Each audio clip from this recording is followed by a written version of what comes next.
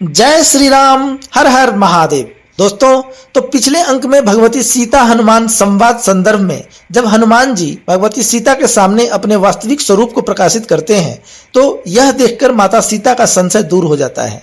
उन्हें यह विश्वास हो जाता है कि यह रावण या कोई बहुरूपी राक्षस नहीं बल्कि भगवान श्री राम का ही दूत है और वे हनुमान जी को अजरता अर्थात रोग व्याधि और वृद्धावस्था से रहित जीवन, अमरता, समस्त सिद्धियां और समस्त निधियों का स्वामी बनाने के बाद भी उन्हें और वरदान मांगने को कहती हैं। तो यह था आंजनेय काव्य श्रृंखला के 37वें अंक का संक्षिप्त सारांश।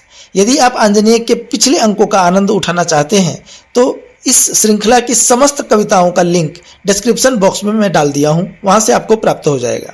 आपसे आग्रह करूंगा कि एक बार अवश्य सुनिए। तो दोस्तों, स्वागत है आपका आंजनेय काव्य श्रृंखला के 38वें अंक में और मेरे चैनल धर्मध्वजा में भी। तो हम इस यात्रा को, इस राम कथा को, इस हनुमान जी की कथा को और भारतवर्ष के प्राचीनतम इतिहास गाथा को अगले क्रम की तरफ हम बढ़ते हैं। सहज पाए जो पाए भी ना पाए 10 शीस, बिनु मांगे पाए सकल कपि दुर्लभ आशीष।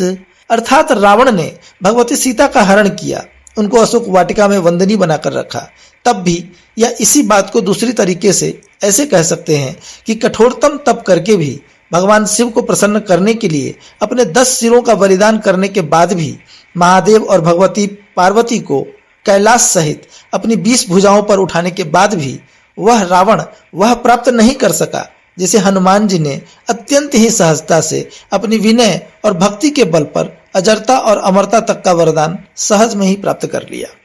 स्नेह सिक्त गद गद कपि पड़े मातु पद धाम, दास हृदय अंतर सतत बसहु सहित श्री राम।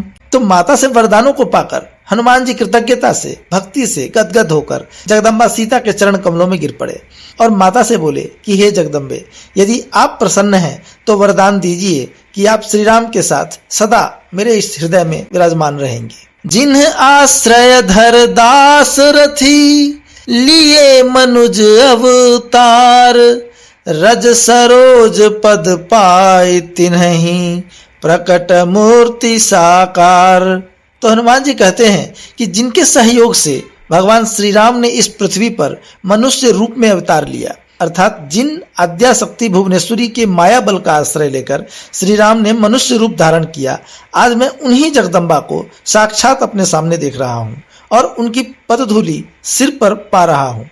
तो मैं तो धन्य हो गया। जा पर राम करहि निज प्रीति, सो व्यतीत खलु नियम नीति, सकल राम की ही प्रभुताई, सायुज पाई जगत की माई, जहि पर कृपा करिहि वैदेही, आप बनहि सो राम सिनेही, शाखा मृग लांघहि आकाशा, बोलिहि मूक श्रुति परिभाषा, करिहि सुस्वागत पथ प्रतिकूला, ताहि न व्यापी व्याधि भवसूला, जारिहि भानु अनल तम कीटा, गोखुर परिमिति सिंधु प्रतीता, सिंधु स्वेद समरेणु सुमेरु, पावहि त्रिभुवन प्रीति अनेरु, खलु विपरीत प्रतीत पुनीता, रिपुआचरहि सुमीत अमीता,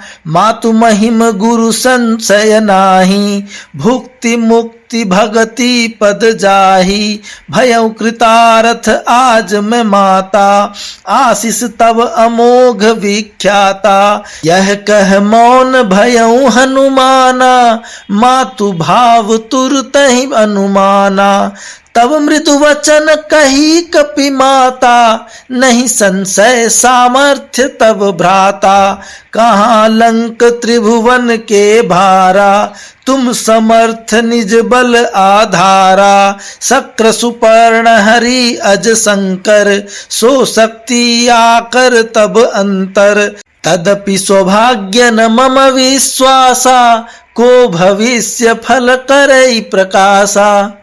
तब हनुमान जी आगे कहते हैं कि हे माता, जिस पर श्री राम अपनी प्रीति रखते हैं वह समस्त भौतिक नियमों और नीतियों से परे हो जाता है। निश्चय ही श्री राम ने मुझ पर अपनी कृपा दृष्टि की है, जो आज साक्षात जगदम्बा का साहचर्य प्राप्त हुआ। और जिस पर माता कृपा करती है उसे तो श्री राम की कृपा स्वतः ही प्राप्त हो जाती है। माता, यदि आपकी कृपा हो, श्री राम की कृपा हो, तो निश्चय ही छोटा सा वानर आकाश को लांघ सकता है। सागर तो छोटी सी चीज है। आपकी कृपा हो तो मूक भी वेदों को परिभाषित कर सकता है। प्रतिकूलता भी उसके अनुकूल हो जाती है और जगत की व्याधियां विपत्तियां कभी उसके मार्ग में नहीं आती। आपके बल का आश्रय लेकर खद्योत भी सूर्य को जला सकता है और छोटी सी गाय के खूर जितनी भूमि महासागर को भी धारण कर सकती है। सागर पसीने की बूंद जैसी और एक छोटे से कण का अस्तित्व सुमेरु पर्वत को ढक सकती है। आपकी कृपा जिस पर हो उस अनाथ को तो तीनों लोगों का प्रेम प्राप्त हो सकता है। समस्त विपरीतताएं पुण्य फल देने वाली हो जाती हैं और शत्रु भी श्रेष्ठ मित्र जैसा आचरण कर सकता है। माता, आपकी महत्तर महिमा के बारे में मुझे कोई संशय नहीं है।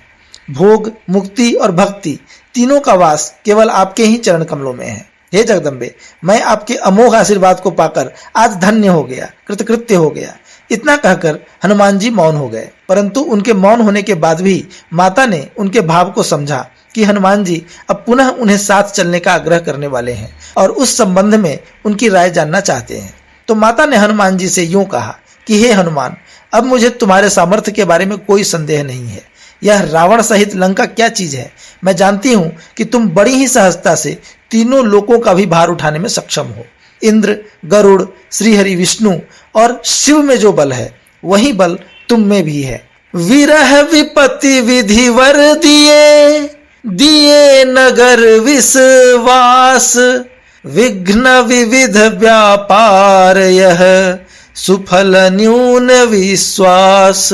तो माता सीता कहती हैं कि सब ठीक है, तुम्हारे सामर्थ्य के बारे में मुझे कोई संशय नहीं है, परंतु उस परमात्मा ने वरदान में मुझे विरह रूपिणी इस विपत्ति का वर दिया है और दिया है इस पापूर्ण विष से भरे हुए नगर में निवास करने का वरदान।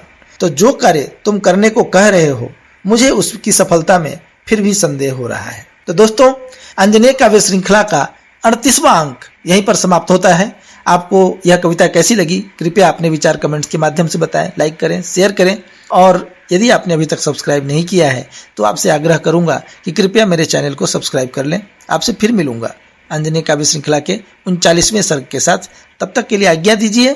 जय श्री राम, हर हर महादेव, जय बजरंग बली।